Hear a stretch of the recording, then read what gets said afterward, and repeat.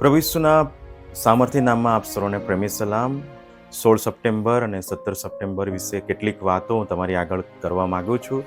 16 September 2018માં મારા પપ્પા પ્રભુમાં ઊંઘી ગયા હતા અને આ 16 સપ્ટેમ્બરે મારા પપ્પાને 7 વર્ષો પૂર્ણ થયા છે. એના અનુસંધાને અમે એક સભા રાખવામાં આવી છે. એ સભામાં આપ સર્વને અમે જોઈ પરિવાર વતી અમે આમંત્રણ પાઠવીએ છીએ.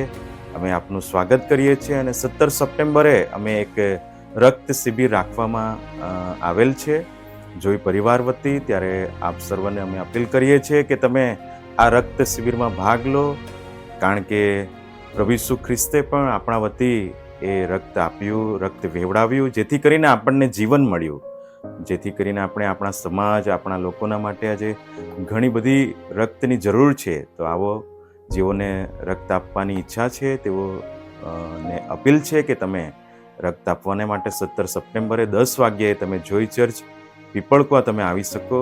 આપનું અમે હાર્દિક સ્વાગત કરીએ છીએ. અમારું